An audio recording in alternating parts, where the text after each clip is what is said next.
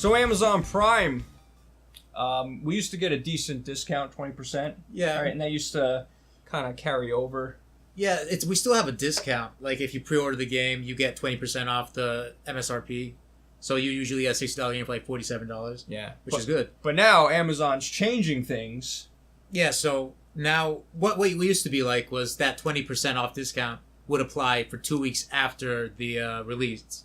So you have 2 weeks to decide whether you want it, even if you didn't make it for the pre-order. So you get to listen to see if the game's good or not. For 2 weeks, Yeah, not anymore. Not anymore. If you didn't pre-order, you don't get the discount. They cut that up. And this is not even like the first time they've removed a promo. A Prime promotion? Yeah, bruh. Yeah, a Prime promotion. Like, this discount used to apply to collector's editions. Like, if you wanted to get a limited edition, that's not the case anymore. That's been a couple months now. So, who knows what else they'll take away. Like, like we were talking just before, that the publishers seem to be having some sort of say in this, because Call of Duty and Destiny 2 aren't part of that promotion anymore. Like, if you go online, if you go to Amazon right now, you try to put Call of Duty World War II into your cart, the 20% off isn't coming up. Yeah.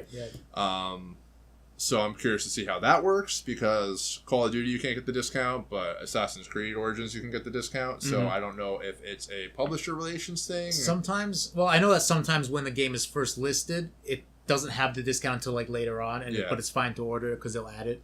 But they've been up for a while, so they should have the discount already. Yeah, exactly. No, they've both been up for a while. Yeah, I really hope they don't go down that route where they're going to take it away, because there's a lot of, especially now, you want to save as much as you can. You're like, okay, so this game's coming out here, but this game's coming out now. 2017's been so amazing. you might not get this game and save it for that game, but with that 20%, that's like, shit, why not? Yeah. So I've been, because of this uncertainty with Amazon, I've been looking at Best Buy, the GCU. Yeah. It seems like a pretty good deal. Yeah, so supposedly, just from reading the little bit they had online about it, the 20% off.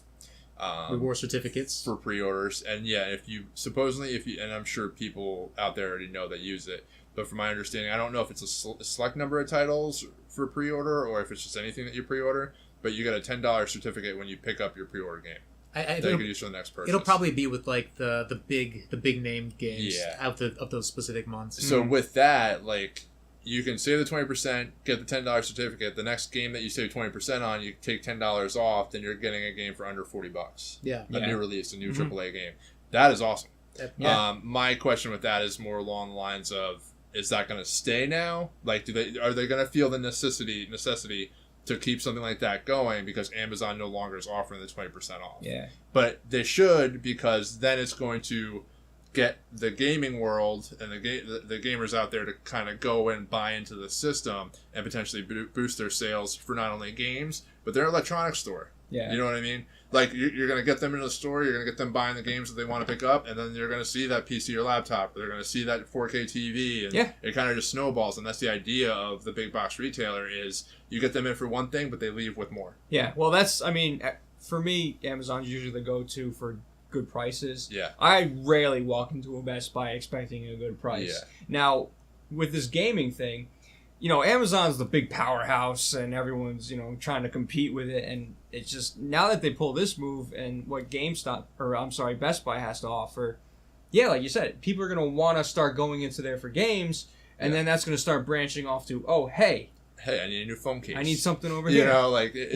It could be a number of different things. It could be, that movie came out. I didn't even realize that was there, but they're going to pass by the new release section and see, like, hey, Guardians of the Galaxy 2 is out. Yeah. Let me pick that up. Yeah, now, it's very strange that Amazon would do this, because if you think about it, I mean, it's such a great idea, and especially, like, say, for instance, I own a retro store or something like that. I'm not associated with GameStop, but then, with retro stores, you have the old games, but then people are looking for new games. So with that 20% discount, you can, like, bulk buy those, sell them for, like, maybe $5 under what you're going to get at GameStop. So people are going to come to your store, and then that's got a little profit in your pocket. So it was a win-win for all gamers. So I don't know what the deal was. It might be because Amazon is so pro consumer. Like, they'll always try to make whatever dispute you have with Amazon work for the consumer. that they lose money a lot Yeah. for every transaction almost. Well, a lot of times they're whatever algorithm they have for the website or stuff like that, like or the systems that they have in place. Like if they're not the cheapest, they try to make it the cheapest, or if they're not the cheapest, depending on the seller, they'll actually remove it and put somebody else in your place that might be cheaper. Yes. Like it's really, I tried reading articles about how Amazon works, but it's very like convoluted and I don't think. So I think that this discount is basically just we're trying to cut back a little bit so we can save some money. Yeah. But Best Buy, we need to feed our children.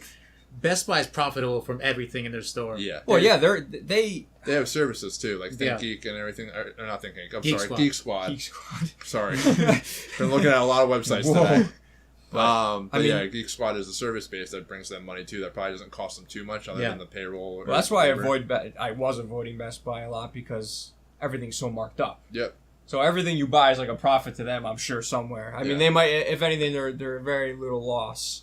I can't. Don't quote me on that. I don't know. You'll probably get the freaking CEO be like, actually, we haven't made money in like 3 years. And see, this whole changeover might be easier for me because I already have a Best Buy credit card. Well, there you go. So I mean, I already got. Well, you know what? Well. With things like this, for Prime. Yeah. It's $100 now a year. It used to be $80. It's not going to stick at $100 forever. Yeah. Like now, it's going to go up. The only thing that I see worthwhile is if you have a Kindle where you get like these free whatever.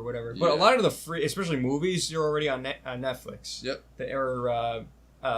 The Amazon Prime Video thing. Yeah. That I had that. It's not a great service. They don't have them great stuff. But if you have a Kindle and you're into books, that's what the big thing is because you get the free book every month or every whatever it was 2 books. Isn't that Audible?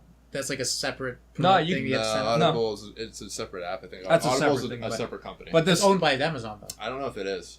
But this is just like I'm not sure. You get you can get digital, like all the free digital stuff like that. So you have a Kindle and be like, oh, I want to check out this book. You can get it for free. Like check it out for. Gotcha. But yeah, I mean, hopefully. Yeah, I mean, like you said, we might just go to Best Buy now. I mean, if Best Buy sticks with it and they can start seeing returns by taking this deep of a cut on new release games, again, because they figure get them buying not only the game that they want, but other stuff. Yeah. The only thing with Best Buy is that I feel like if I'm going in there to pick something up, I feel like I'm probably waiting. Like they don't usually have like core people working in the game area. No, I'm assuming that you have to do a pickup, maybe a pickup at desk thing and whatnot. But if I have questions about anything in gaming, usually I'm going to the TV department. And then they may or may not know or have any idea what I'm talking about. But they'll sell you a TV. Yeah, they'll sell you a TV. I asked the guy a question about Horizon, so the next thing you know, I'm buying a 4K TV. I don't know how it happened, but it has a really good refresh rate. It's all part of their plan.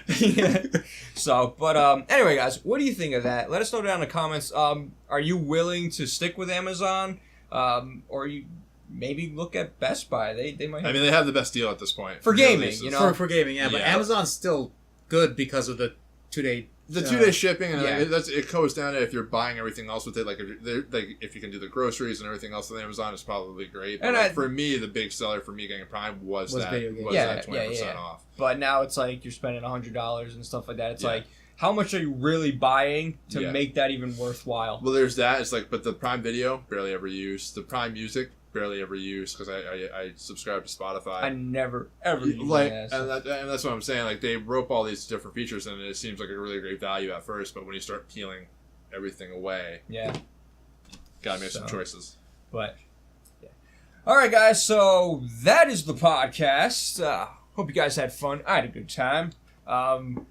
Keep refreshing for your SNES Classics if you haven't got it, or Super NES Classic, or I'm not gonna say SNES. That's don't say it. You said it again. I did it. SNES Classic. You say it 3 times. It'll be up all month. We got blown up in the comments. Beetlejuice comes and kills you if you say it 3 times in a row. Or is that Candyman? Wario. Isn't 10 times. Wario. Anyway, guys.